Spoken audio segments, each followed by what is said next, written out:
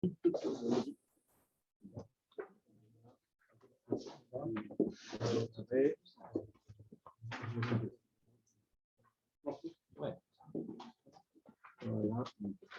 messieurs.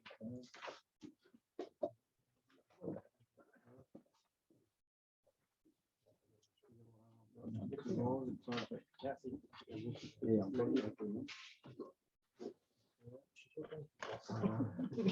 Allez, messieurs, nous démarrons. Merci à tous d'être venus.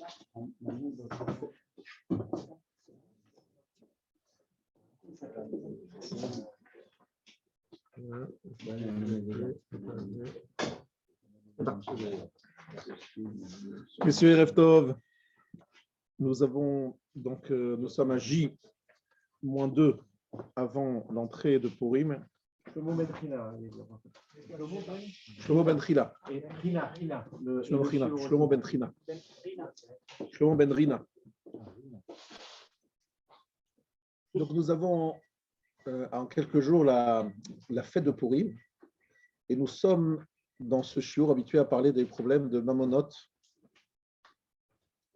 des sujets de Mamonot. Alors j'ai décidé ce soir de consacrer le shiur à une question qui est très liée à Purim et à la période du mois de Nissan.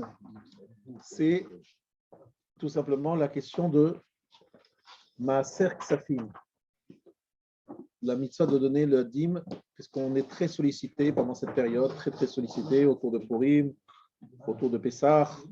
Donc il y a des questions qui reviennent sur les devoirs que nous avons et comment nous devons distribuer notre dîme, Maaser Ksafim.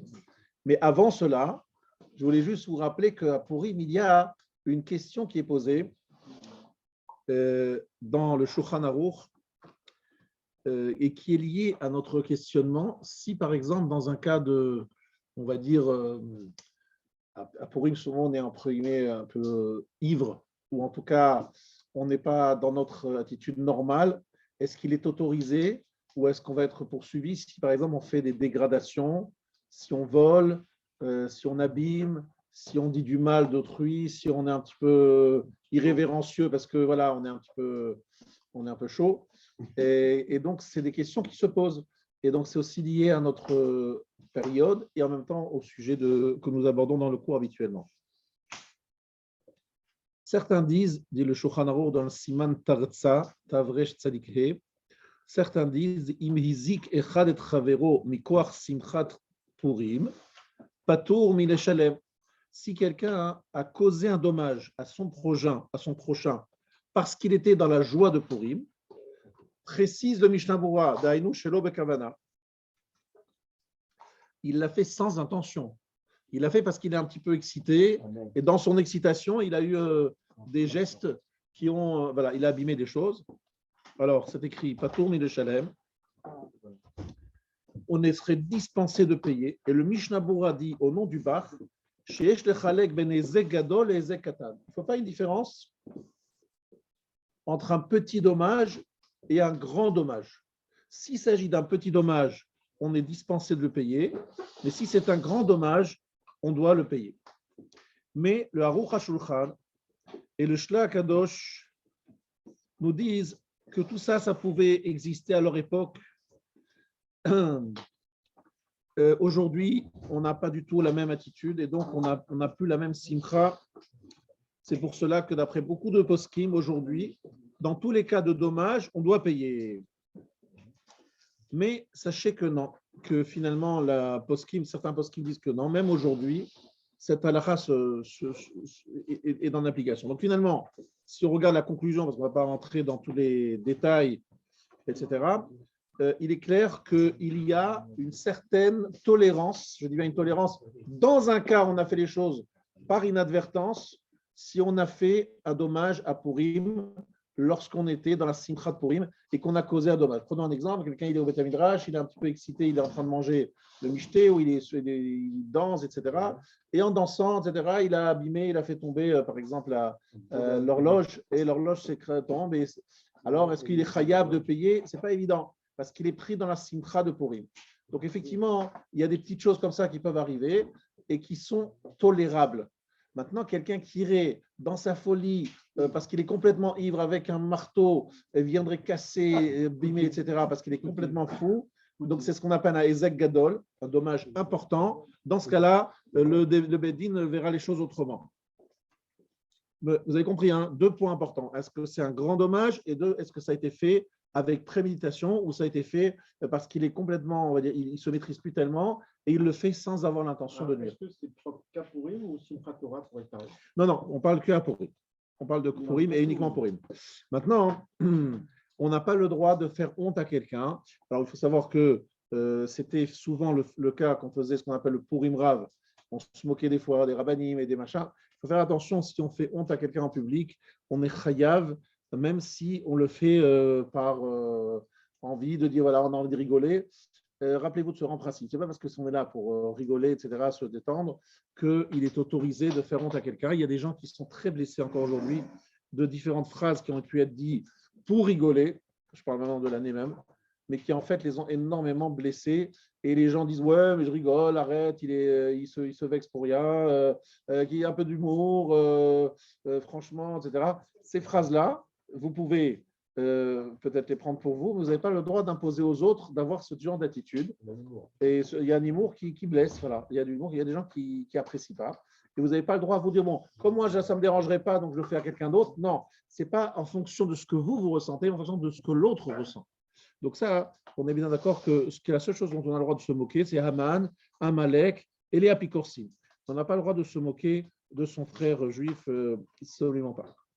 Donc ça, c'était juste petite introduction, un apéritif sur le shiur et qui est lié au halakha de Purim, où je suis vraiment resté dans de grandes généralités. Là, maintenant, je vais commencer vraiment le shiur sur la question qui m'intéresse, qui est celle de mitzvat ma'aser ksafim. L'obligation, la mitzvah, de donner la dîme, 1/10 de ses revenus. Alors, première question, Mawa miuchad be mitzvat maaser ksafim she'eno kayam be mitzvat tzedaka regila. Alors, ici, la question est de savoir quelle différence y a-t-il entre la mitzvah de maaser ksafim de donner 10% de ses revenus avec la mitzvah de tzedaka habituelle. C'est-à-dire, a priori, c'est tout, c'est très simple. On me sollicite, j'ai une mitzvah de tzedaka. Pourquoi on rentre dans l'histoire de 10% de maaser ksafim? Alors, vous avez des réponses, j'imagine, mais on va définir la différence. La réponse, elle est juste après. Teshuvah, dans la lettre Aleph, dans la page 1.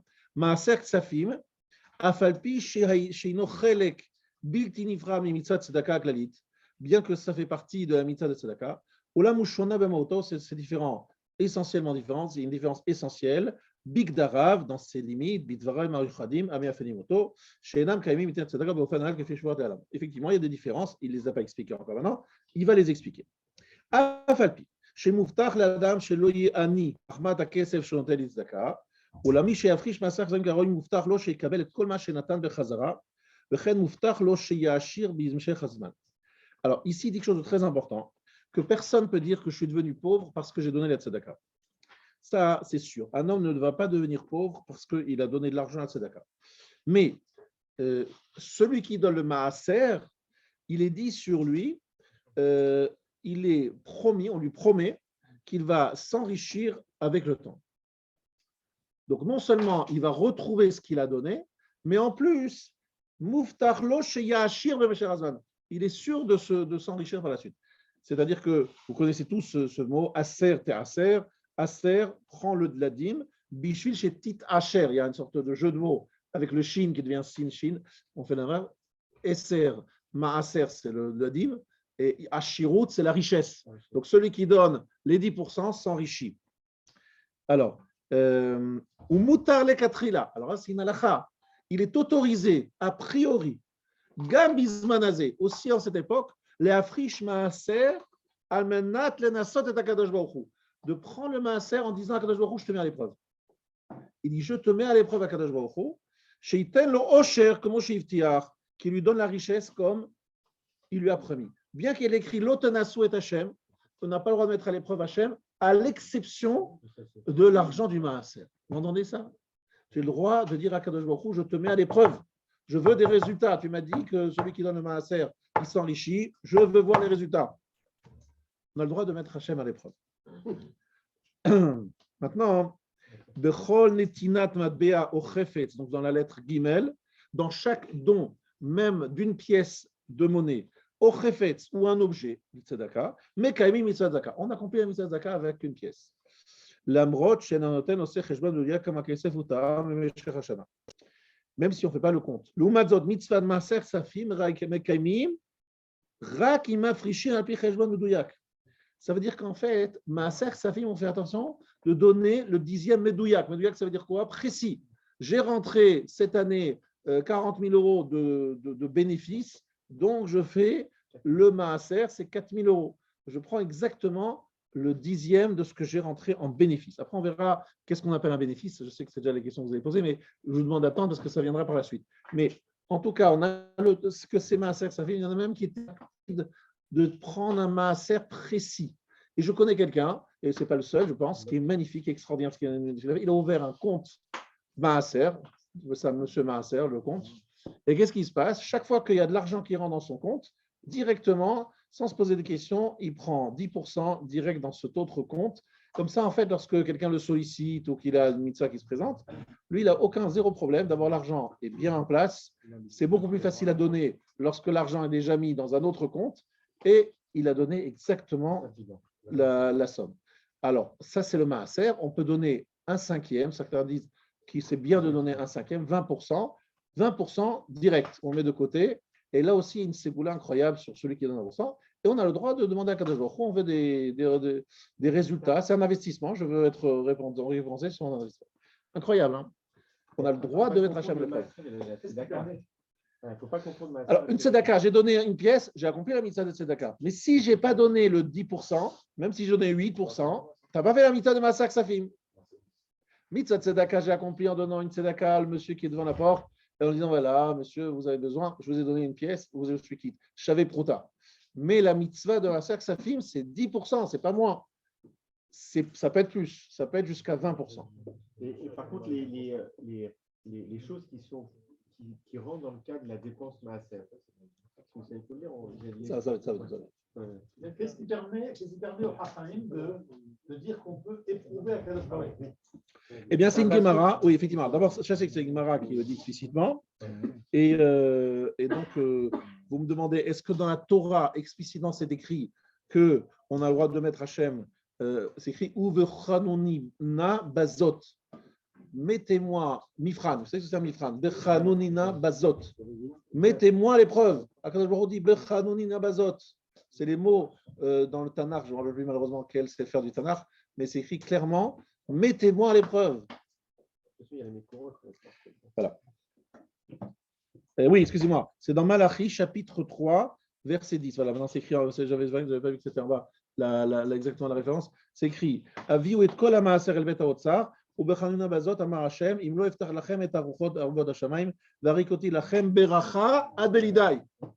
C'est un verset dans Malachi, chapitre 3, verset 10. Malachi, je vous rappelle que le chapitre 3 de Malachi, c'est le dernier chapitre avant la fin de la prophétie. Malachi est le dernier prophète. La fin de Malachi, c'est la dernière prophétie. C'est la fameuse prophétie où on nous dit que Akadosh Baruch Hu va envoyer Eliyahu Hanavi, Veshiv levavanot avanim, etc. La fameuse phrase. C'est la fin de ce chapitre 3 de Malachi. Et là-bas, c'est écrit « Mettez-moi à l'épreuve ». Allez-y, mettez-moi à l'épreuve pour le Maaser Safim. C'est comme ça que les Chachamim expliquent de façon très claire. Alors, attention, vous avez compris que normalement, dans la Torah, on parle de Maaser à propos de la récolte. Et là, on est en train de parler de Maaser sur de l'argent. Ce n'est pas la même chose, vous allez me dire. Non, eh bien, effectivement, le Tosot dit au nom du Sifri que ce mitzvah de Maaser n'est pas que pour l'argent, mais également pour l'argent. Ce n'est pas seulement pour la récolte, mais c'est aussi pour l'argent.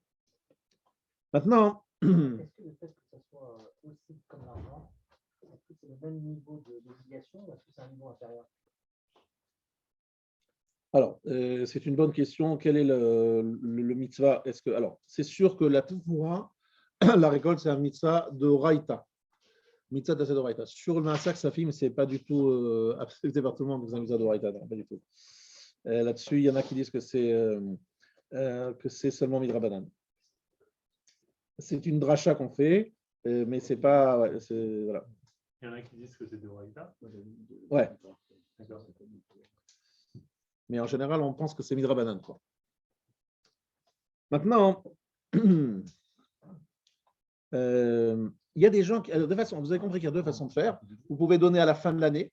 Par exemple, à la fin de l'année, vous faites tous les calculs avec votre expert comptable, combien j'ai gagné cette année, et vous prenez donc à ce moment-là. Vous pouvez le faire au moment à chaque mois. Ce n'est pas obligatoire de le faire au moment où vous le recevez. Ça, c'est pas comme la toile, c'est pas qu'on n'a pas le droit de consommer la récolte avant d'avoir pris le maaser. Ici, par exemple, on a fixé que tous les mois de décembre, au moment où on fait le bilan, on fait à ce moment-là la fracha du maaser. Ça marche aussi, c'est pas un problème. Pourquoi on fait que sur les bénéfices alors que la récolte, c'est sur le chiffre en fait? Oui, alors on va voir qu'en fait, il y a des dépenses qui sont, parce que par exemple, tu investis effectivement. Non, mais à l'époque, il mettait sa graine, la graine. Il a acheté la graine, c'est moins le déduit de l'eau. Non, c'est vrai qu'effectivement, dans la toile, dans la récolte, il y a effectivement une très bonne question qui pose, c'est qu'en fait, lorsque tu mets la graine, lorsque tu mets de l'eau, tu as des employés, tant que tu as des dépenses. Donc, ces dépenses-là, on ne les prend pas en compte puisqu'on dit prend 10% de la récolte. Et même, c'est plus que 10%. Vous savez que c'est plus que 10% puisqu'il y a 2% pour la trauma, 10% pour le Cohen, pour le Lévi, puis encore 10% Maaser Sheni. Bon, Maaser Sheni, il va finir par le manger lui-même. Mais en tout cas, c'est 12%, quoi, en fait. 12% qui partent, qui ne sont pas dans ses mains. Donc, et tout ça sans déduire les dépenses qu'il a eues pour arriver à ce résultat. Donc, en fait, donc ça, c'est effectivement, non, mais c'est une très bonne question. Pourquoi, si on déduit le maaser de Ksafim de maaser de la Tvoa, on ne pourrait pas dire, même avec les dépenses, tu payes même avec les dépenses. Tu vois là ce que tu as rentré dans ton compte, eh bien, comme il dit, c'est le chiffre. Pas les... mais c'est effectivement faux. Hein. C'est effectivement, je dis, on peut déduire les dépenses. Je confirme. On déduit les dépenses. On déduit les impôts. La nature de l'activité, c'est que des agriculteurs, ils vivaient du travail de leurs mains. Aujourd'hui, quelqu'un qui a une entreprise où il achète et il vend et il fait 20% de marge brute, il ne peut pas se permettre de donner 10% de son chiffre d'affaires, ça ne fonctionne pas. Non, il donne du tu dis que ce n'est pas possible parce que c'est trop élevé. Bon, j'entends, mais je suis. C'est trop élevé, ça me paraît trop. La charge de Stuttgart, c'est. Je sais pas. Je sais pas si j'ai pas vu cette question-là. Cette question, j'ai pas vu, donc je peux pas donner une réponse. Miss Farah, c'est une bonne question que j'avais pas pensé et j'ai pas vu. Une question par rapport à la fiscalité. Il faut répéter la question. Alors, la fiscalité. Quand on fait un don, vous savez qu'on a une réduction avec un reçu CERFA de 66% pour en fiscalité des particuliers. Est-ce que je dois inclure dans mon calcul du maaser ces fameux 66% parce que mon don ne me coûte que 34%? Alors, ça, on va voir par la suite, effectivement, si la fiscalité, avec une réduction de 66%, de 75% dans certains cas, est-ce que c'est à prendre en compte dans l'argent du maaser? Puisque cet argent que j'ai donné à la Tzedaka m'a permis de donner moins d'impôts, de payer moins d'impôts. Et donc, ce que j'ai payé moins d'impôts, a priori, c'est quelque chose que je n'ai pas donné à la Tzedaka. C'est que j'ai évité de donner au pays et j'ai donné à la Tzedaka à la place. Est-ce que cela, alors ça rentre dans ce que nous allons voir par la suite. Si tu attends juste un petit peu de patience, on y arrive. Alors, juste une question, on a le droit de donner tous les 31 décembre, etc. Est-ce qu'on peut donner en avance? Ça marche cette année. Non, il faut savoir que les Chachamim ils disent que c'est un inyan très spécial lorsque tu rentres 100 dans le V10. C'est mamache un. Ils étaient. Quand j'ai rentré 0, c'est encore pire. Pardon? Donner 10 quand j'ai rentré 0, c'est encore pire. Oui, alors, mais c'est pas. C'est-à-dire tu sais que tu vas rentrer 100 et tu rentres 10 avant d'avoir rentré 100? Non, je ne sais pas, mais je sais que tous les ans, je gagne environ ça. Et le 5 janvier, on vient toquer à ma porte. J'ai gagné 0. Je donne, mais je donne sur mon maaser. Je ne donne pas. J'ai compris. Dans ce cas-là, tu peux dire la chose suivante, ça j'entends. Tu dis voilà, je sais que cette année, je pense en tout cas que cette année, j'ai gagné 100 €. Eh bien, vient un monsieur avant que je les ai gagnés et je prévois déjà que ces 10 €, je les donne avant de les avoir gagnés. Avant d'avoir gagné les 100 €, oui, c'est possible de les donner en avance et ça réduit de la dette. Mais toi, au moment où tu prends, tu reçois les 100, tu as bien 10 qui ont été mis de côté, mais ces 10, tu dis voilà, j'ai déjà payé ça sur ces 10, donc je déduis par rapport à ces 10. Mais tu les mets de côté pour avoir justement cette on a très peur que ça se fasse mal ou que ça se fasse pas bien. Mais à part ça, il y a un yann très chaud dans la Kabbalah de prendre le maaser bediouk, c'est-à-dire de prendre, il y en a même qui faisaient attention aux virgules, quoi. C'est pour te dire à quel point c'est un inyan comme ça qui est chaud. Est-ce qu'il faut avoir encaissé pour pouvoir donner le maaser ou non? On peut donner le maaser. On peut, Et les gens, ils gagnent, ils ont des affaires une fois tous les 3 ans. Pourtant, ils ne vont pas attendre 3 ans pour donner. Très bien, non, ça c'est possible. C'est possible de donner en avance. Maintenant, regardez bien. Il y a le Gaon de Vilna. Le Gaon de Vilna, il dit un grand chidouche que peu de gens connaissent. La lettre Dalet. Alors là, je vous dis vraiment, ce que je vous donne maintenant comme enseignement, c'est de l'or en barre. Et il faut avoir le cœur bien accroché à ce que je vais dire maintenant. Dit le Gaon de Vilna. A Osher Amuftach, Rak Lemi, Shemafrish Ramishit Mirevachav. La richesse promise n'est promise qu'à celui qui donne 20% de ses bénéfices. Mishemafrish Asirit, celui qui donne que 10%, Muftach lo shelo yersar lo kesef le parnasato echechit, on lui garantit qu'il ne lui manquera pas pour sa parnassa absolument nécessaire. Veikabel bechazarat kaspo, il retrouvera son argent. Chez Nathan Itzdaka, beofanim shonim, d'une autre façon, il retrouvera l'argent. Ça, on lui promet qu'il retrouvera son argent des 10%. Mais on ne lui promet pas d'avoir un plus, d'avoir un surplus, d'avoir un bénéfice. C'est seulement si tu donnes 20% qu'on te garantit un bénéfice. Alors,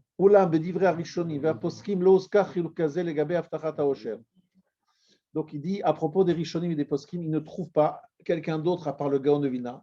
Le Gaon de Vilna est un des seuls, ou peut-être le seul, à dire cette différence. La plupart des Poskim disent non, ils ne font pas de différence. Ils disent que même quelqu'un qui vit difficilement, qui donne 10% de ses gains, et c'est sa possibilité, c'est seul moyen, il n'a vraiment pas grand-chose. Déjà donner 10%, c'est un énorme effort. Il aura droit aussi à la richesse grâce à ça.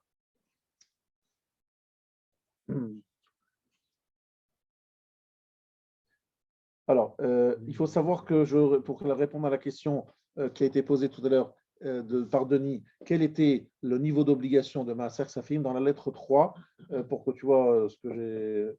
L'Ichora divrei agra nal sarchiyun, donc ces 5 lignes avant la fin de la page, Arichiyuv Maaser Safim, le Rov Aposkim, Zemachmat min hagtov, o midrabanan, avadai lo midoraita. D'accord? Donc lui, il dit clairement que ce n'est pas Minatora, pas comme je l'ai dit. Il dit que ce n'est pas Minatora, c'est Min Haktov, voire un din de Rabbanan, mais pas un din Torah.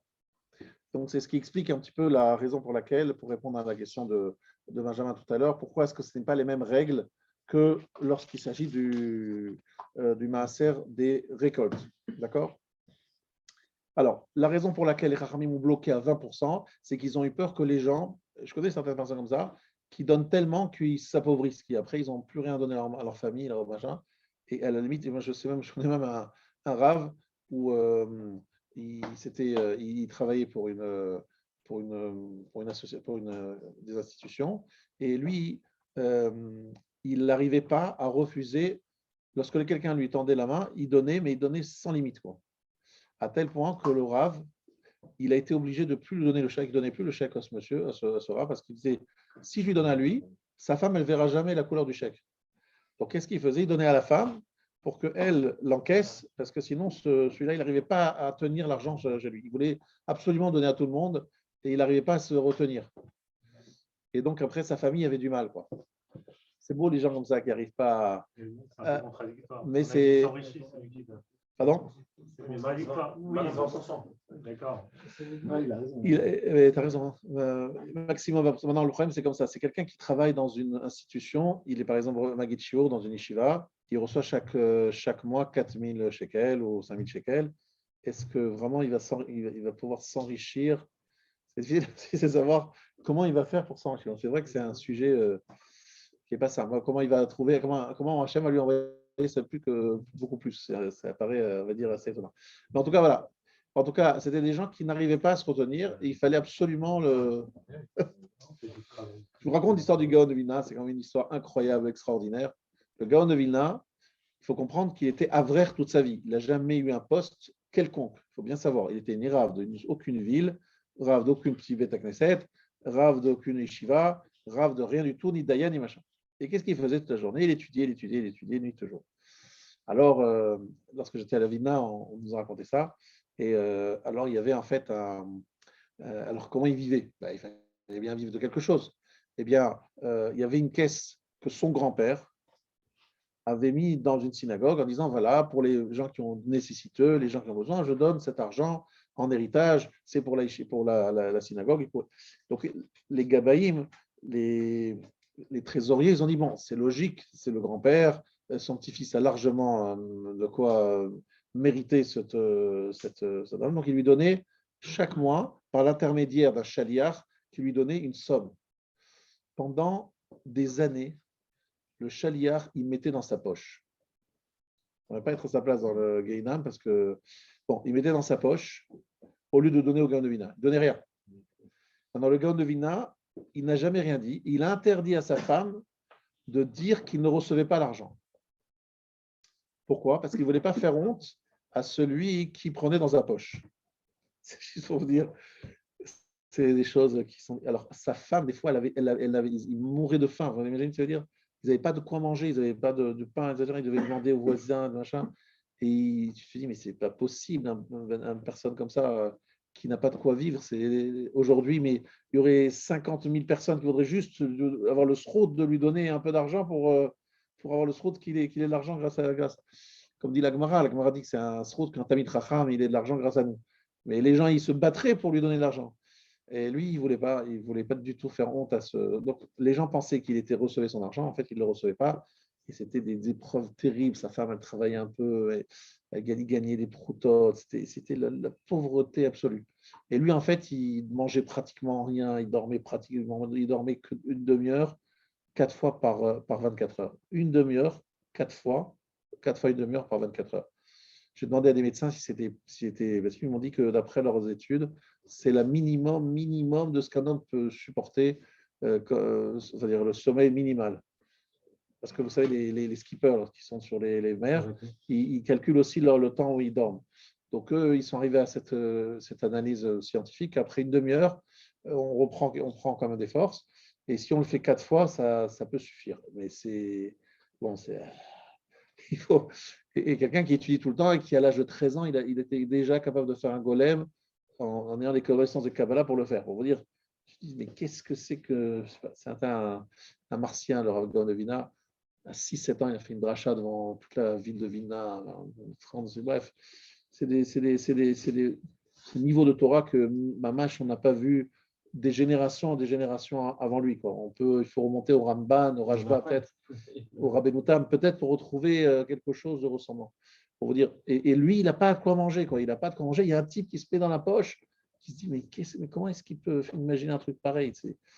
C'est beau, je vais faire la parenthèse pour vous dire que en tout cas, lui, voilà, lui il dit que Minatora, il n'y a personne, vous entendez, il dit dans cette remarque, pas comme j'ai dit tout à l'heure, qu'il n'y a personne qui pense qu'il y a un Chiyuv Minatora, qu'il y a un Chiyuv Midrabanan après certains, qu'il y a un Minagtov, une bonne usage, mais les choses, l'importance de cette pizza, elle est incroyable. Maintenant, Aftachat Osher, je prends la page 2. Aftachat Osher. שהוזכרה לאל, היא נערה כי ניתנת כל פסי המעשה לעניים האמנים בתורה.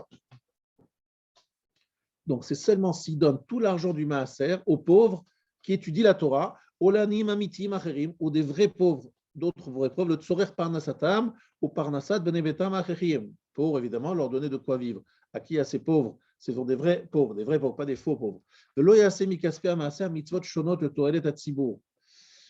On n'a pas le droit d'utiliser cet argent pour des mitzvot diverses pour le besoin du tzibour. Alors là, on voit qu'il y a une discussion, d'accord?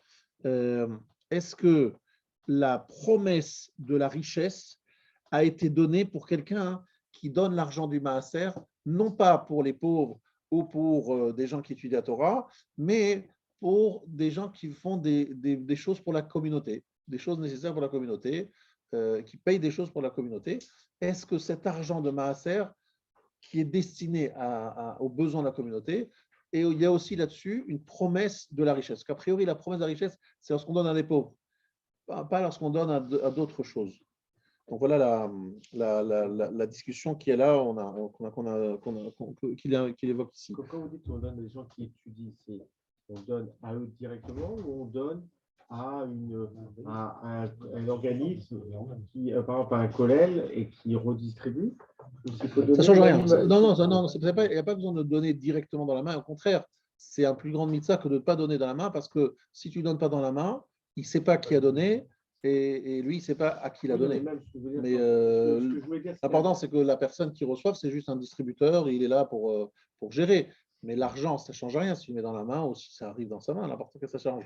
non, ce que je veux dire, c'est que quand on donne des fois un collège, des fois, ça va gérer aussi les frais de fonctionnement, ça va gérer tout ça. Et après, il y a peut-être des œuvres sociales à l'intérieur. Et quand on donne à la personne, on sait que ça va être directement dans son pouvoir d'achat. Même si on passe par un chaliard au milieu. Je veux dire, la question, c'est est-ce que. On ne sait jamais lorsqu'on donne l'argent à une institution, à l'institution qui distribue l'argent à la Tzedaka, il y a effectivement des frais de structure. On appelle ça des frais de structure. Ouais. Et effectivement, il y a la fameuse histoire du Raphaël de Volégine qui a fait le tour du monde. C'est qu'un jour, il a envoyé la fille d'Yeshiva de Volégine, c'est la première qui a commencé à ramasser de l'argent parce que c'est la première Yeshiva au monde. Donc, ils avaient un chaliard qui allait ramasser de l'argent. Et puis, il avait des donateurs habituels.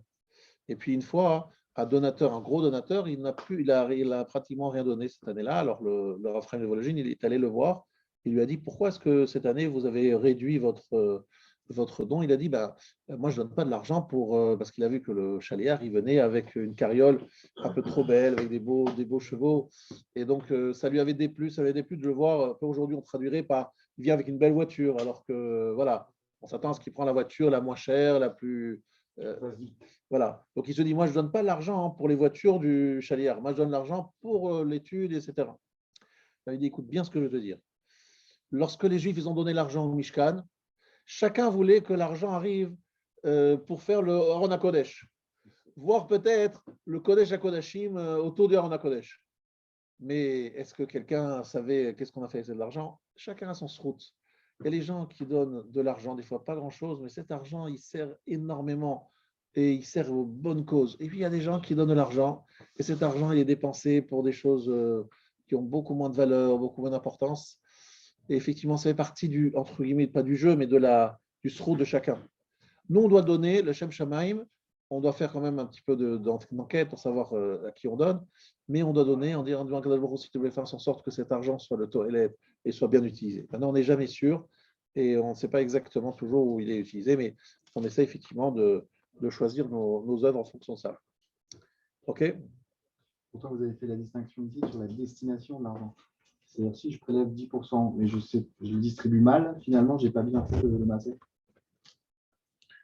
Alors, distribue mal, je n'ai pas dit ça. Il n'y a personne qui distribue mal ici. Il y avait deux options possibles. Soit je donne pour les pauvres, soit je donne pour les besoins de la communauté. Qu'est-ce que ça peut être un besoin d'une communauté? Par exemple, une communauté, elle a besoin, par exemple, de créer un haron. D'accord? Elle fait un haron pour mettre un Sefer Torah. Donc, ce n'est pas les pauvres, ça va pouvoir voilà, contenir un Sefer Torah. Donc, c'est les besoins de la communauté. C'est sûr qu'on accomplit la mitzvah de Maaser. Ça, c'est sûr. On peut donner le Maaser pour ça. Mais est-ce qu'il y a la promesse que Hachem va nous donner 10 fois son ami, etc. Ça, il dit, c'est pas sûr. Il faut faire attention. Voilà. C'est pas sûr. Ça, là-dessus, il y a une discussion. Est-ce qu'on on a la promesse de s'enrichir grâce à ça? Voilà. Ça, c'est... Et le pauvre, on peut les choisir, on pourrait prendre des gens de notre famille plus ou moins éloignés qu'on pourrait donner. Ça, on va parler. Quelles sont les priorités? Ça, on va parler. Ensuite, maintenant, oui, alors c'est la phrase, tu viens.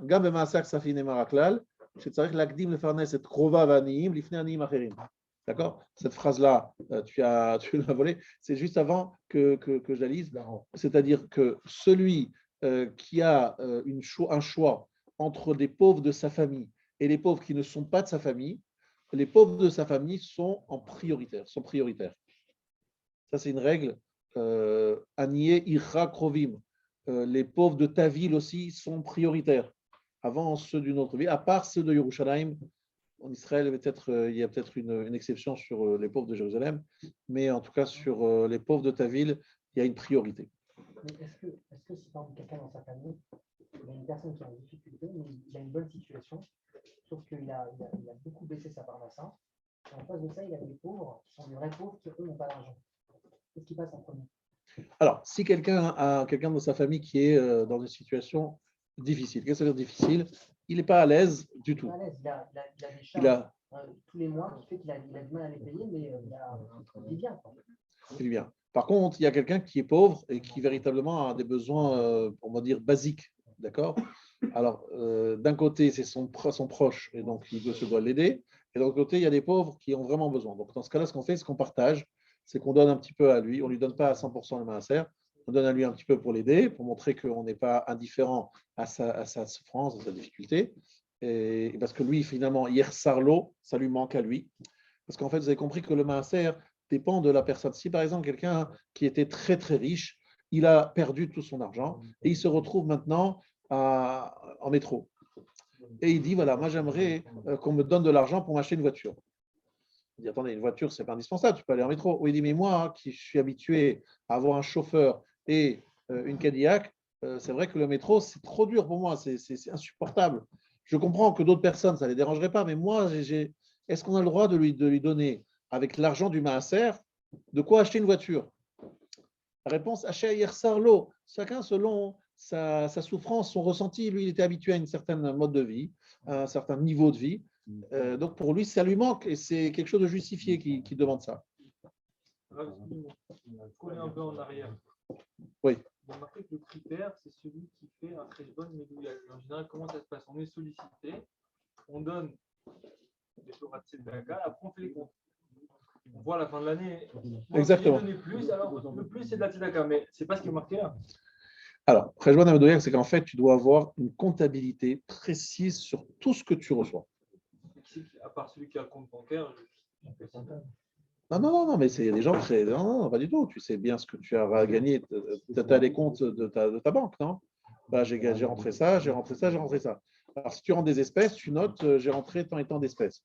À la fin de l'année, parce que je t'ai dit qu'on peut le faire à la fin de l'année. Est-ce que si je fais le Torah de Tzedaka toute l'année, et qu'à la fin d'année je fais les comptes, ça s'appelle que j'ai donné le maaser ou j'ai donné toute l'année de la Tzedaka? Non, si effectivement toute l'année tu donnes et tu penses que c'est en tant que maaser, parce que c'est ça que tu dis. Moi, je veux faire ça en tant que maaser, pas en tant que tzedaka, mais en tant que maaser. Tu as le droit de le faire ça en tant que maaser et de dire qu'à la fin d'année, j'ai donné tant et tant de maaser, parce que le maaser, ce n'est pas une mitzvah spécifique. Maaser, c'est donner la tzedaka, d'accord? Sauf laquelle la différence entre la tzedaka et le maaser, c'est la chose suivante. C'est que si, par exemple, tu es hors maaser, tu l'as déjà donné, d'accord? Et il y a un pauvre qui te dit, donne-moi de la tzedaka, donne-moi de la tzedaka. Est-ce que tu as le droit de lui refuser de lui donner la tzedaka? Il dit, moi j'ai déjà donné mon maaser, ça y est. Est-ce que tu as le droit de lui refuser en disant, mais je ne dois pas la tzedaka? La réponse, c'est que tu dois lui donner. Maintenant, tu n'es pas obligé de donner plus qu'un prouta. Il ne peut pas te demander, donnez-moi un minimum temps. Et non, moi je te donne de quoi acheter une baguette. Voilà. Une baguette, c'est 90 centimes ou 1 euro. Tu donnes 1 euro, tu dis voilà, tu t'achètes une baguette, je t'ai donné quelque chose qui a de la valeur. Avec ça, tu peux manger un repas. Eh bien, c'est tout à fait, on est quitte. En tant que zakat. Mais de rien donner du tout, il peut venir mettre la note. Comment tu ne me donnes pas, mais j'ai tendu la main, tu m'as fermé la main, tu me donnes quelque chose de minimum. Ça, oui, il a raison. Donc après, est-ce que cet argent, mais tu as déjà hors maaser. Alors si tu dis non, moi je veux que cet argent, ça soit en déduction du maaser. Ce 7 euros, 5 euros, 10 euros, tout ce que je donne, je l'écris. 5, 10, machin, je veux l'écrire en tant que maaser. Tu as le droit de faire ça. Parce qu'effectivement, ça rentre aussi dans le maaser. Mais attention, l'idéal, ce serait de dire que ça, c'est de l'argent, bon, je donne comme ça, 5 euros, 10 euros. C'est des détails, je ne vais pas commencer à calculer ça aussi. Mais tu pourrais le faire. Sur le principe, tu peux le faire. Mais quelle fois ça s'appelle la tzedaka? Parce qu'en fait, tu dois le donner parce qu'il vient te demander. Tu vois, tu ne peux pas lui refuser. Par contre, le maaser, ça fait même si personne ne te demande rien du tout. Si personne ne t'a demandé, eh ben, tu dois quand même le mettre de côté. Dans le cas où je donne à un pauvre tous les jours 5 euros, 10 euros, et que je me dis dans ma tête, je débute mon maaser, finalement, au bout du compte, j'aurais fait que le maaser, je n'aurais jamais fait la tzedaka. Est-ce que ça compte comme une tzedaka malgré tout? Oui, ça va rendre aussi comme une tzedaka. Ouais. Et en même temps, ça fait en déduction dans le maaser. Tu peux le faire en déduction du maaser. Ouais, tu peux le faire en déduction du maaser, tu as le droit de. Parce que le maaser, c'est l'on perd de maaser ou non? Partie de la shekel, on va voir ça tous les mitzvot, tous les minagim. Par exemple, acheter des tefilines, acheter une souka, acheter un oulav, acheter des tzitzit, on ne peut pas le déduire du maaser. Machatzit shekel, c'est un minag qu'on a instauré qui n'est pas lié absolument à la tzedaka. C'est un digne de faire un minag et de rappeler. Ça, on ne déduit pas du maaser. Ça, vous êtes d'accord? C'est tout ce qui est mitzvot. Et par exemple, Kibud Avem. Kibud Avem, ça aussi, c'est une question. Est-ce qu'on a le droit de déduire du maaser Kibud Avem? Il est allé, il a payé un taxi pour aller chercher son père à l'aéroport. L'aller-retour en taxi, ça a coûté, ou bien aujourd'hui, l'essence est tellement cher, il fait un calcul que ça lui a coûté en essence d'aller à l'aéroport et de revenir 50 euros. Enfin là, il a une grosse voiture. Je pense quand même là, il exagère. Même un propre à son fils pour réviser la bar mitzvah, on doit le faire, c'est une mitzvah qu'on doit faire. Préparer en main, c'est sûrement. Pardon. Là, on a dit des animes et des gens qui étudient à Torah en difficulté. C'est ça. Donc, si quelqu'un donne à ses parents, c'est pour une mitzvah. Maintenant, est-ce qu'on est obligé de prendre de l'argent de soi-même pour donner à son père ou à sa mère? Est-ce qu'on est obligé pour faire cette mitzvah? Cette mitzvah, elle t'oblige à faire des actes, c'est-à-dire aller à l'aéroport, mais est-ce qu'elle t'oblige à dépenser des choses pour aller à l'aéroport, à perdre de l'argent pour ça? Est-ce que, par exemple, tu es obligé de prendre de l'argent de ta propre poche pour mettre ton père dans une maison de retraite? Obligé. Il faut qu'il aille dans une maison de retraite. Malheureusement, il n'y a plus de solution. Il est dans une situation difficile.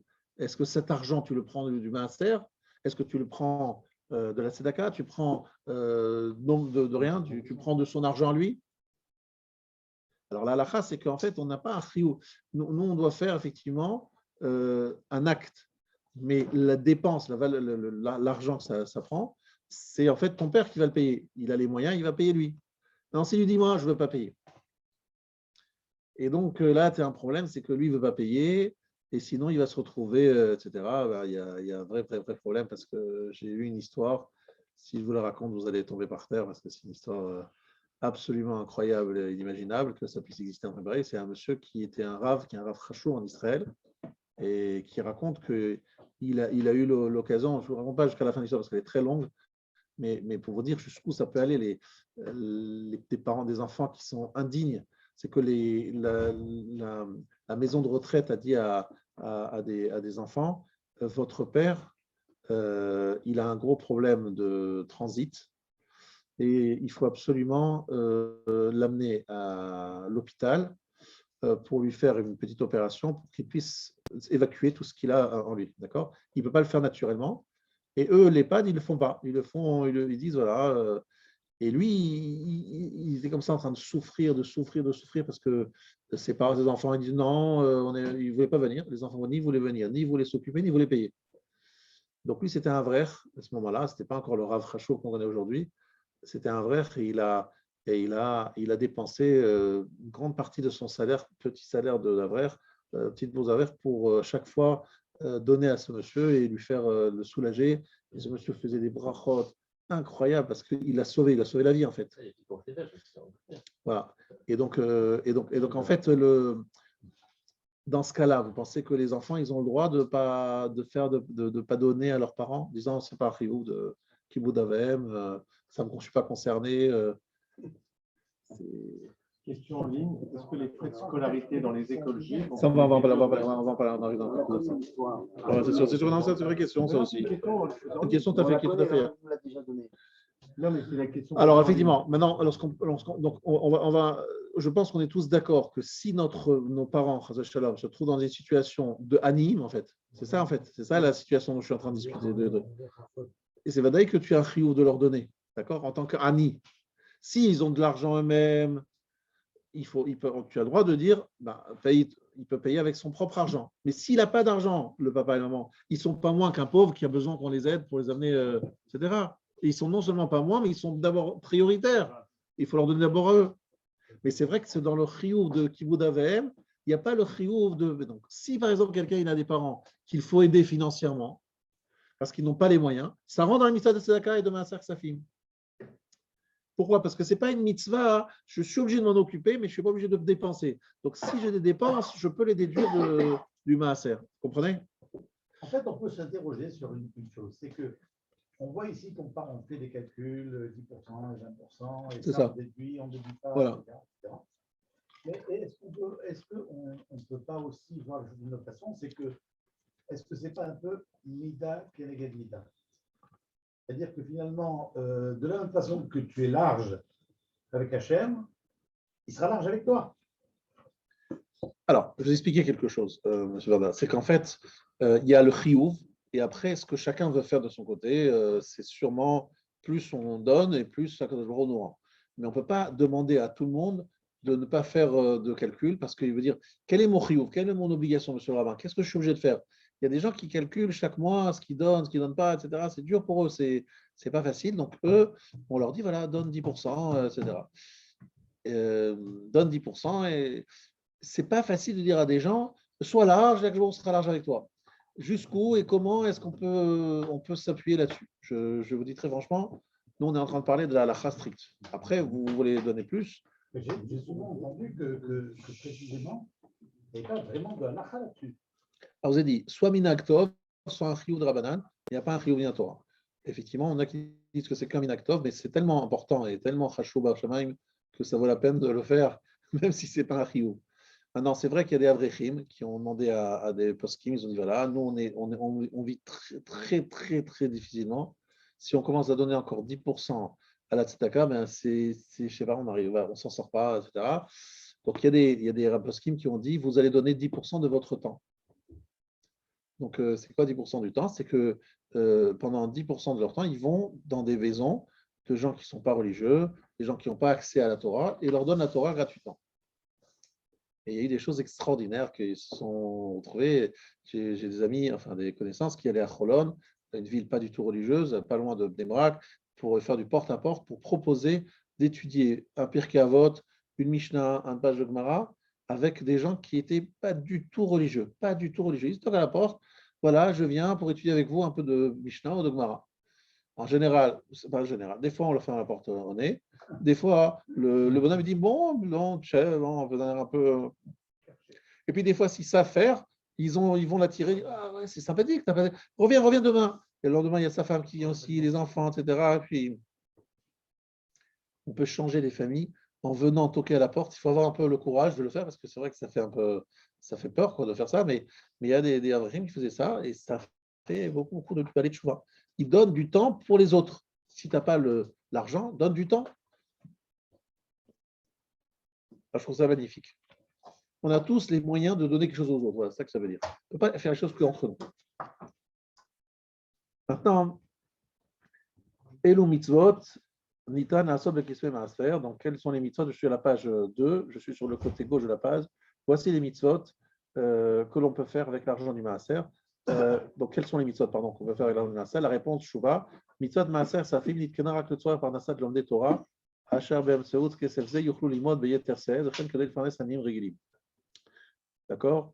Donc, on en a parlé tout à l'heure, de savoir que l'argent du maaser, normalement, au départ, ça a été fait pour les gens qui étudient la Torah ou bien pour donner la parnassa aux pauvres. Savoir que l'argent qu'on donne à un kollel, à des gens qui étudient, il ne faut pas voir ça comme quelque chose de neuf qui arrive tout d'un coup, on n'a jamais vu ça, etc. Ça a été instauré au départ pour effectivement aider des gens qui étudient la Torah. Et aussi, c'est vrai que ce n'est pas seulement ça, parce qu'en fait, les Lévi'im, vous savez très bien que les Lévi'im, ce n'étaient pas des gens seulement qui travaillaient au Beth Amikdash, c'est des gens qui étudiaient la Torah. C'est des gens qui enseignaient la Torah. C'était en fait ils n'avaient pas de terre, ils n'avaient pas de travail d'agriculture. Il n'y avait que du travail d'agriculture à l'époque. Il n'y avait pas d'ordinateur et de start-up. Donc leur travail, c'était l'agriculture, mais il n'y avait pas de champ. Il n'y avait pas de champ à travailler. Donc qu'est-ce qu'ils faisaient toute la journée, les Lévi'im? Eh bien, ils étudiaient, ils enseignaient, ils s'occupaient aussi de Beth Amikdash. Donc automatiquement, depuis toujours, c'est ça qu'il faut comprendre. Les gens ils disent ouais, c'est nouveau. Non, ça a toujours été comme ça. Il y a une tribu. Maintenant, le Rambam dans Ilchot Shmita Veyovel, il dit que non seulement les Lévim, mais toute personne qui veut se donner à la Avodat Hashem, à Rezenit Kadesh, Kodesh Kodashim, il devient Kodesh Kodashim par cette volonté de donner sa vie à Hashem. Donc celui qui veut vraiment donner sa vie pour étudier la Torah et seulement la Torah, eh bien il a le statut de Lévi. Et donc s'il a le statut de Lévi, on refait ce qu'on faisait à l'époque de Beth Amikdash. Donc ça, c'est pas nouveau, quoi. C'est pas nouveau. Simplement, c'est vrai qu'il y en a un certain nombre aujourd'hui. Peut-être que les gens disent qu'il y en a plus, moins qu'avant. D'après un certain source, j'ai les 135 000 personnes qui étudient la Torah nuit et jour en Israël. Et je pense que c'est beaucoup plus que ça encore. 135 000, c'est quelque chose qui, je crois, n'a jamais existé ou je ne crois pas que ça. 130 000 quoi. 135 000 étudiants Avrechim et Bachurim qui étudient la Torah nuit et jour en Eretz Israël. Et je pense qu'il y en a plus. Mais, au vu de cette réponse-là, donc ça veut dire que si je donne l'argent, par exemple, dans un Beth Midrash pour un kidouche, pour acheter un chasse ou pour quelque chose, ça rentre dans le maaser, c'est pas du tout. Alors voilà, alors c'est ce qu'il dit. Olam na'agu bizman hazeh, la sorte de kasrei maaser mitzvot shonot le tzorech harabim. On a pris l'habitude avec l'argent du maaser de faire des choses, différentes mitzvot pour le besoin de la communauté. Asher enan mutalot alav kechiyuv lasotam, sur lequel il n'a pas d'obligation. Il n'est pas obligé de donner cet argent, il le fait parce qu'il a envie de le faire. Eh bien, on a pris l'habitude aujourd'hui de ça rentre dans le maaser, effectivement. Donc, par exemple, offrir un chasse, ça fait partie du maaser, mais là, c'est encore plus facile parce que le chasse, tu le donnes à l'utilisation de tous. Donc, c'est comme lui offrir un objet qui va lui servir et tu l'offres. Donc, c'est.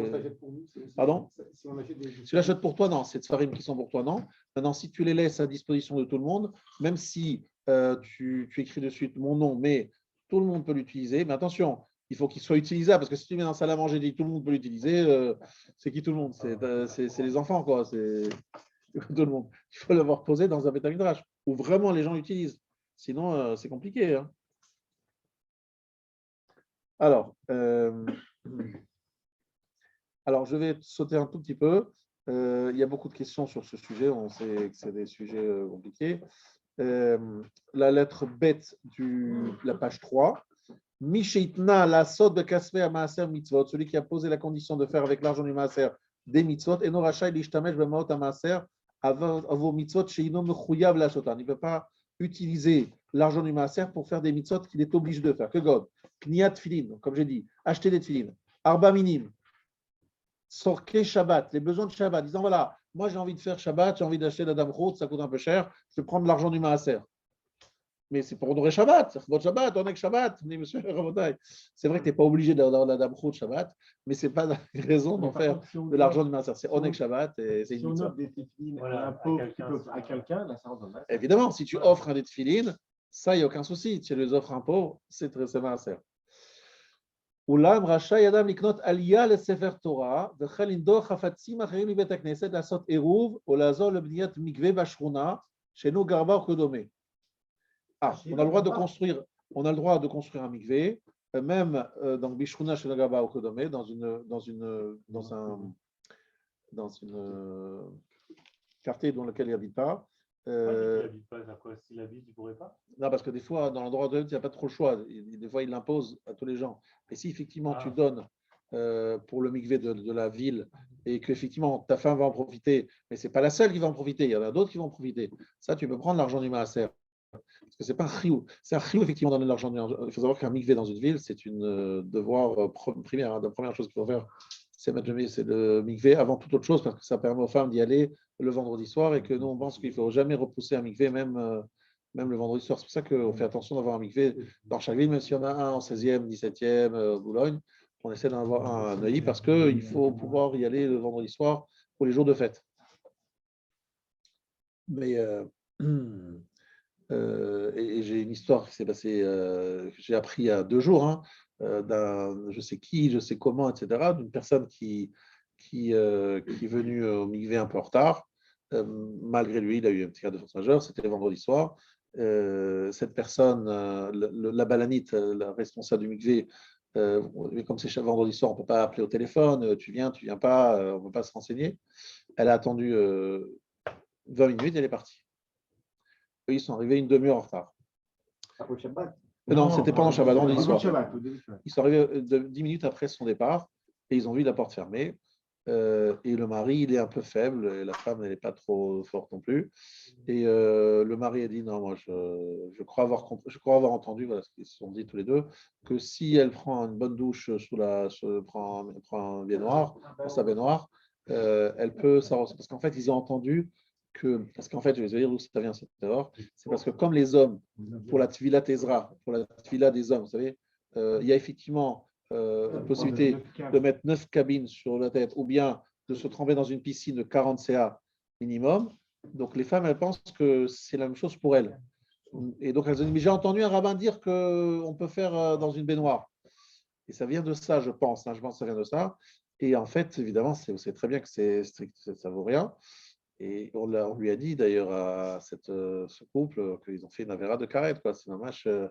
Et elle pensait que même ne devait même pas aller au mikvé Motzei Shabbat. Donc, on lui a dit qu'elle devait y aller, mais pour vous dire que vous avez compris, c'est très délicat hein, de ne pas avoir un mikvé ouvert un vendredi soir. C'est délicat. Et le métier de balanite, c'est pas délicat. D'un autre côté, on la comprend. Je veux dire, on l'attend à la maison, il n'y a personne qui vient, ils ne vont pas du tout venir. Jusqu'à quand tu attends 20 minutes, c'est déjà beaucoup, vous savez, d'attendre 20 minutes. Voilà. Donc, je veux juste que vous compreniez que ce n'est pas évident. Je jette la pierre à personne, et que vous sachiez que faire un mikvé dans une ville, ce n'est pas un truc en plus, voilà, pour se faire plaisir. Donc, ça, c'est un premier point que je voulais vous dire. Mais sinon, sur les autres besoins, héros, faire un héros, ça coûte beaucoup d'argent. À Londres, ils en ont fait un qui a coûté des millions de pounds. Et ça coûte, mais ça aussi, on peut donner de l'argent pour ça. Aliyah, monter à la Sefer Torah, ou bien offrir des objets à la synagogue. On veut offrir quelque chose pour la synagogue. On peut aussi prendre ça de l'argent du Maaser. D'accord et ce n'est pas seulement pour les pauvres, c'est ça le chidouche. Donc,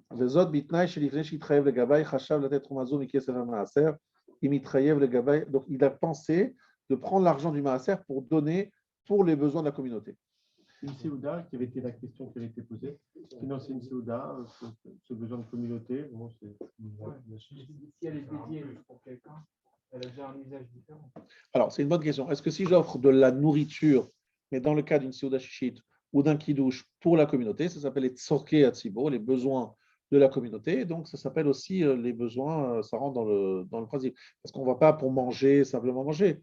On fait ça pour après étudier, ou bien pour renforcer les liens, encourager les gens à venir à la choule parce qu'ils disent qu'il y a un beau kidouche. Ça encourage beaucoup les gens lorsqu'ils savent qu'il y a un kidouche après. S'il n'y a pas du tout de kidouche, ils disent ouais, c'est pas sympa ici, il n'y a pas de convivialité, on ne va plus. Ça. Donc il y a tout ça c'est pas juste pour manger quoi. Après, est-ce qu'il faut faire des kidouches à 2000 €, ça je ne sais pas, mais ça c'est bien. Dans certains endroits, peut-être ça vaut la peine de faire des kidouches à 2000 € parce que ça ramène des gens qui seraient venus, qui ne seraient pas venus. D'accord. Maintenant, Rabotai. Je saute un petit peu les 3 prochaines lignes. La lettre Gimel. Im sachar adam poel ani la avoda avuro o shekana chefetz bimchira shepursan ba she'achnasot kodesh itzdaka אינו יכול להכשיר את שכר העבודה או את מחיר החפץ על חשבון כספי המעשר, למרות שיכול היה לזכור פועל אחר. Bon, si quelqu'un a pris les services d'un employé pauvre, d'accord, il l'a pris parce qu'il lui a demandé de faire un travail pour lui, ou bien il a acheté un objet, et cet objet s'est dit, tous les bénéfices de la vente de cet objet sont consacrés à la tzedaka. D'accord donc, il ne peut pas considérer que le salaire du travail, donc, ou bien la valeur de l'objet, c'est sur le compte de l'argent du Maaser. D'accord même s'il aurait pu, vous avez compris, lui, il veut dire, moi j'ai pris un employé pauvre, j'aurais pu prendre un employé qui n'est pas pauvre. Donc, il va considérer que l'argent qu'il dépense pour payer cet employé, c'est la tzedaka. Il dit ça, tu ne peux pas, pourquoi? Parce que cet employé, il a travaillé pour toi. Donc, c'est un travail que tu payes. Même si c'est vrai que tu aurais pu prendre un employé qui est pauvre, un employé qui n'est pas pauvre, le fait d'avoir choisi un employé pauvre ne justifie pas le fait de déduire du maaser les frais que tu as de cet employé. Vous allez à un gala, vous donnez une somme et qu'on vous donne un cadeau. Vous utilisez le cadeau de la somme du maaser. Pareil, on part avec quelque chose. Non, parce que toi, tu as travail. Le cadeau. C'est 2 transactions différentes. C'est 2 transactions. Je ne sais pas, c'est pas une vente. Je vais au gala, C'est pas une j'ai transaction. gagné le Sefer Torah. Pareil avec la voiture. J'ai gagné le Sefer Torah, j'ai gagné la voiture. C'est 2 transactions. Ça, tu donnes le massage sur la vie. Tu donnes le massage sur le montant de la voiture. La voiture, elle t'est offerte, donc tu donnes le maaser sur la voiture. On va voir si sur les voitures on donne un maaser, parce que c'est une vraie question. Si on reçoit un objet, est-ce que je donne le maaser? C'est une chose, c'est une chose. Pardon. Qu'est-ce que tu dis? On reçoit un bon d'achat chez un bijoutier ou quoi, ça vaut de l'argent. Ouais. Alors, c'est pas uniquement, c'est pas quelque chose que j'ai acheté. Tu vois ce que je veux dire? Toi, tu fais un don pour la tzedaka, pour le maaser, etc. Et toi, on t'offre un cadeau. C'est pas un achat d'un cadeau. Quand je reçois mon anniversaire, c'est mon cadeau. Si on m'a donné un cadeau d'argent, La bar Je donne mitzvah, 100, voilà, on me rend 66 euros. Alors, voilà. Donc, Alors, l'argent reçu dans le cadre d'une bar mitzvah ou d'un mariage, un bar mitzvah ou d'un mariage, c'est de l'argent sur lequel il faut prendre le maaser. C'est-à-dire que l'argent qui est donné au bar mitzvah ou l'argent qui est donné à un khatan, un kala, on prend du maaser de ça. Maintenant, l'argent qui est donné à un enfant, par exemple, il y a un enfant qui est parti en Israël et qui étudie là-bas, par exemple, et vous lui envoyez 100 euros, par exemple, pour qu'il s'achète de quoi manger ou ce qu'on appelle l'argent de poche. Là, je ne vais pas donner cet argent comme ça. Cet argent, je veux qu'il l'utilise pour ses besoins, qu'il passe des coups de fil, qu'il s'achète des choses dont il a besoin. Là, dans ce cas-là, il n'y a pas de maaser à prendre parce que c'est de l'argent qui a été donné pour une utilisation précise. Ce n'est pas d'un cadeau que je donne, ce n'est pas un don que je fais. Je dis, voilà, je veux que tu achètes avec ça. Donc, je ne veux pas que tu utilises ça pour le maaser. Il n'y a pas de maaser ici. Vous comprenez ça? Et en plus, cet argent, on a déjà pris le maaser. Mais même l'enfant qui reçoit ça, il n'est pas obligé de prendre le maaser là-dessus. Par contre, si on donne un cadeau qui a une valeur, etc., tu me parlais d'une voiture, donner un maaser d'une voiture, je ne sais pas si c'est vrai, quoi. On ne donne pas un maaser sur un objet. Ça n'existe pas, ça. Tu comprends ce que je veux dire? Par exemple, quand on revend sa voiture, on ne donnerait pas. Non, parce qu'on t'a donné une voiture. Non, Je je sais l'ai pas. acheté, après maintenant je la vends. Je les ai 2 ans, 3 ans. Si tu vends une voiture, donc c'est une vente, c'est pas un bénéfice d'une affaire, je pense pas. Non. Oui. J'aurais pu ne pas la vendre, j'aurais pu ne pas trouver d'acheteur. Alors, maintenant une maison, par contre, si sur une maison tu as fait une plus-value, ben ça s'appelle un bénéfice. Tu as fait une affaire parce que tu as vendu la maison plus cher que ce que tu as acheté. Cette plus-value, tu peux le. Rav, il y a une question en ligne qui revient sur le mikvé. Oui, vas-y. Alors, la question, c'est est-ce qu'une femme qui va au mikvé et qui paye, qui dédommage le mikvé, est-ce qu'elle considère ce qu'elle donne, c'est le prix d'une prestation ou c'est un don pour financer le mikvé? Alors, dans le cas d'un mikvé, quelqu'un qui vient payer un mikvé, il faut savoir que elle paye en fait la personne qui nettoie l'eau, etc. Elle paye, etc. Cet argent-là, c'est de l'argent qui est en fait un achat. Quoi. Tu achètes un bien. Cet argent-là, on ne peut pas le déduire du maaser. Pas le déduire du maaser. Justement, rappelle-toi qu'une mitzvah, on ne peut pas le déduire du maaser. Non, on ne peut pas dire. C'est des bonnes questions. C'est pas des si je peux me permettre, le maaser, c'est sur ce que vous avez gagné. Oui. Ça s'arrête là. Non, mais non, mais si on écoute les uns les autres, ils veulent. Oui, d'accord. Le maaser, c'est ce qu'on a gagné. Les cacahuètes bientôt. Mais non, mais il y a du sens. Non, c'est pas une arbitre. Reste avec nous. Non, parce que là, par exemple, ce qu'elle dit, c'est que. C'est pas vrai, des bonnes questions, je suis pas d'accord. C'est des bonnes questions. Ce qu'on comprend, c'est qu'on peut comprendre que ça paye le consommable, c'est-à-dire l'eau, l'électricité, mais on peut supposer que le mikvé peut prendre un petit peu en plus pour payer. Je répète, tu poses la question, est-ce que le prix qu'une femme donne au mikvé n'est pas déductible du maaser, en final. Voilà. Elle a l'obligation d'aller au mikvé. C'est comme un monsieur qui achète des tefilines pour son fils, il ne peut pas le prendre du maaser.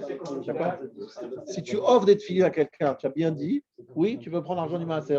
Tu offres le mikvé à une femme qui offre le mikvé à une autre femme, oui, elle peut prendre du maaser. Oui. Merci. Vas-y. Denis. Oui. Quand il s'achète un appartement, il a économisé pendant 10 ans, 15 ans, voilà. Mais il n'a pas prélevé le maaser. Donc maintenant, il a un appartement, il n'a pas de quoi, dans son compte, payer le maaser sur les 10% de la valeur de l'immobilier. Sans parler de plus-value. Il y a effectivement du maaser sur le capital. Effectivement, sur le capital. Il faudra donner un maaser sur le capital. Il est obligé de donner le maaser.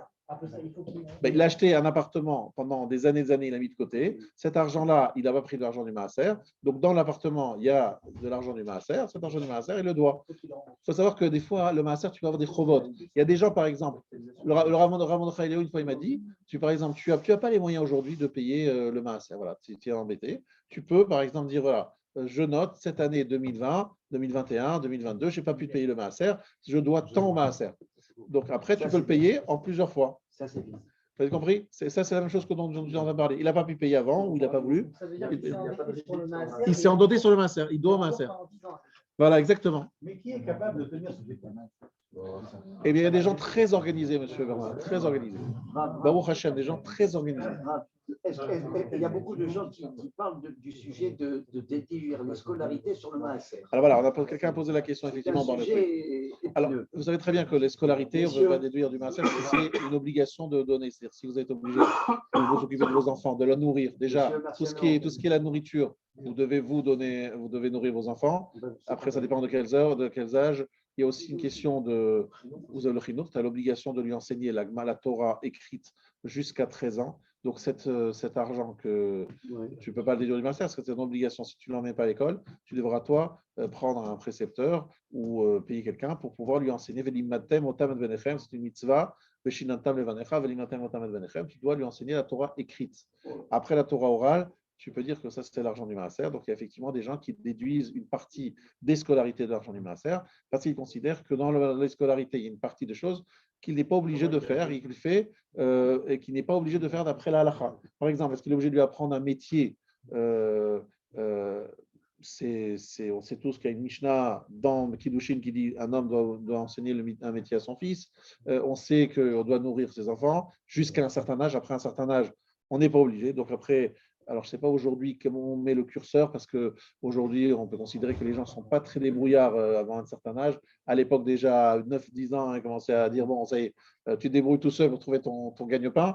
Aujourd'hui, c'est un peu différent. Mais effectivement, il y a une partie des scolarités qui est déductible du maaser, mais ça, il faut le calculer avec un rave, il ne faut pas faire les choses n'importe comment, c'est une partie déductible. Maintenant, si tu emmènes ton fils à la yeshiva, tu peux déduire effectivement cet argent du maaser, parce qu'à l'âge de la yeshiva en général, il devrait déjà se débrouiller tout seul, et si tu donnes son argent, c'est du maaser.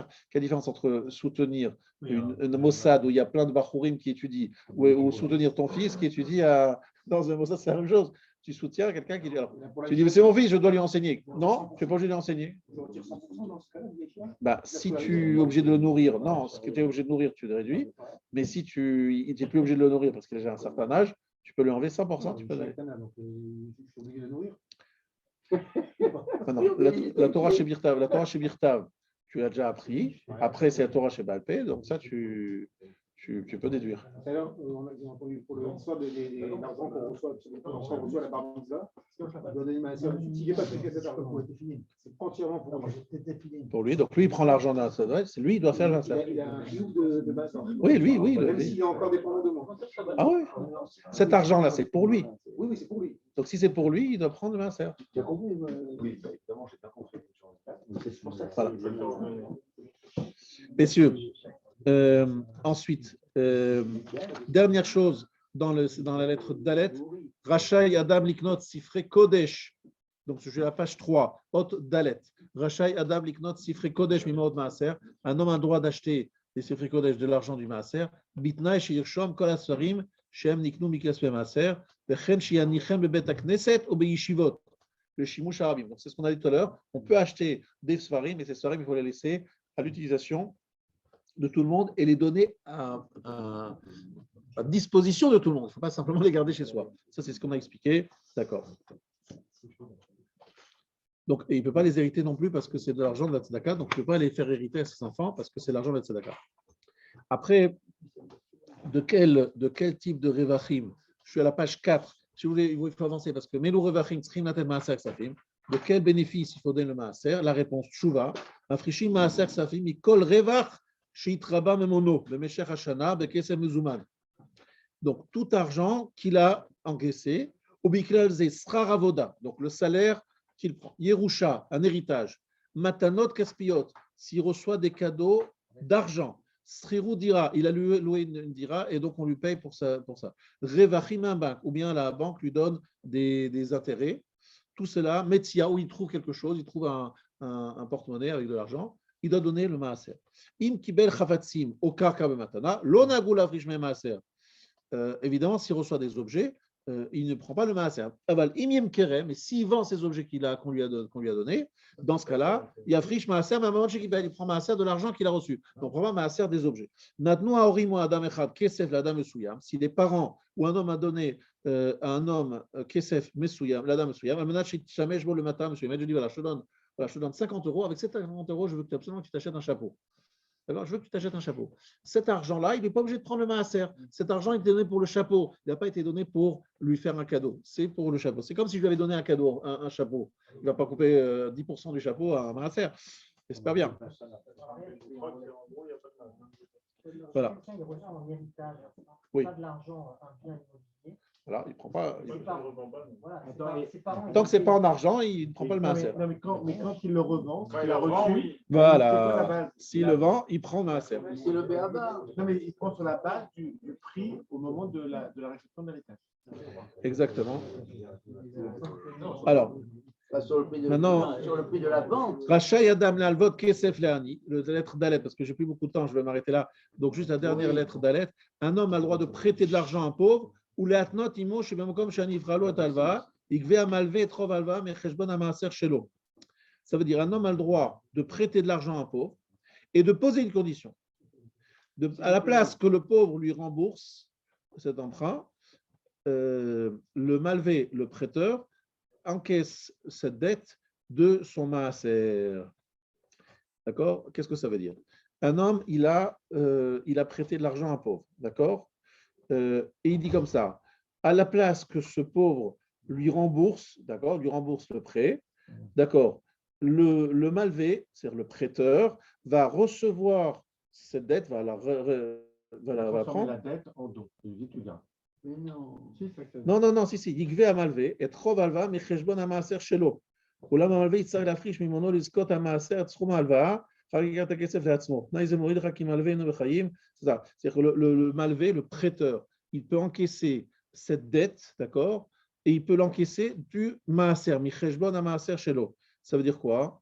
Ça veut dire que c'est le prêteur qui va encaisser cette robe. Donc, prenons un exemple très concret, comme ça on va pas se perdre les pédales.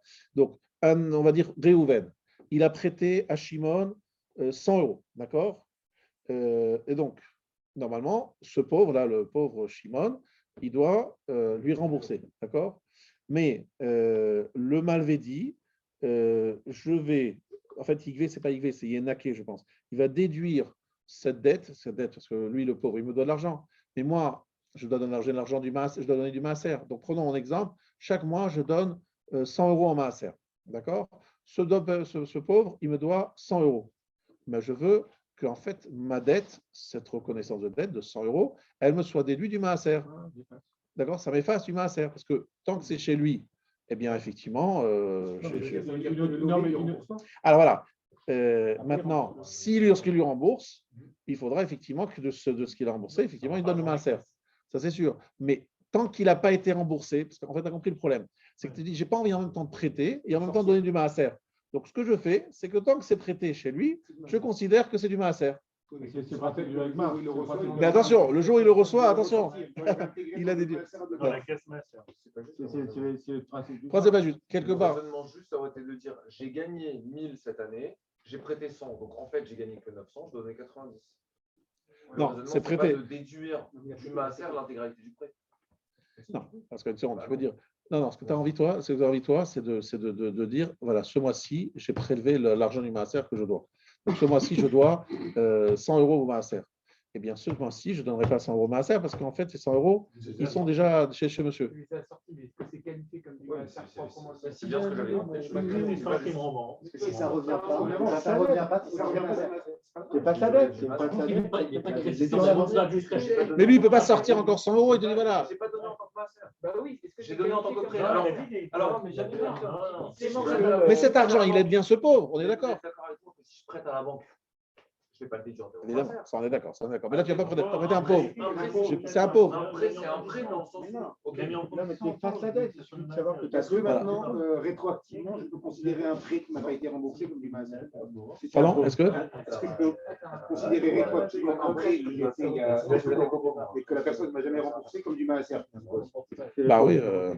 Même s'il n'y avait pas la cabane. Non, mais la personne en face, c'est quelqu'un qui n'est pas pauvre. T'es d'accord? Non, pas Ah non, ça je sais pas. Non, nous on parle de tzedaka. Tzedaka, c'est des pauvres. Si c'est quelqu'un qui n'est pas pauvre, ça s'appelle un voleur. Ça s'appelle un voleur. Donc tu fais la tzedaka avec un voleur, peut-être si tu veux. À un moment ou à un autre, Si quelqu'un a les moyens, il ne te rembourse pas, ça s'appelle un voleur. C'est pas un pauvre qui a. Si par exemple tu annules la dette en disant je lui offre. Oui, parce que tu n'as pas le choix, tu dois la dette. Dans ce cas-là, on peut considérer que c'est l'argent du maaser, mais attention, seulement si ça sert vraiment à ce monsieur et que ce n'est pas un monsieur qui a 50 Rolex et qui se dit bah, j'ai pas envie de rembourser. Vous comprenez ce que je veux dire? C'est-à-dire qu'en Israël, par exemple, quelqu'un qui paye ses impôts, il pourrait dire qu'il y a une partie des impôts qui aide les pauvres du pays ou c'est un peu social. Non, ça on ne peut pas rentrer là-dedans. On peut pas rentrer là-dedans. Parce que, non, en théorie. Il y a trop de rebonds. Non, tu ne peux pas dire que les impôts, c'est l'argent du maaser. Attention, là, non, pas tout. On peut considérer que j'ai compris. Il y en a qui payent beaucoup une d'impôts. partie de l'impôt, c'est à des sociaux quand même, normalement. Ouais, mais c'est pas du tout l'argent du maaser. Pas On ne peut pas dire. D'ailleurs, bonne soirée. D'accord.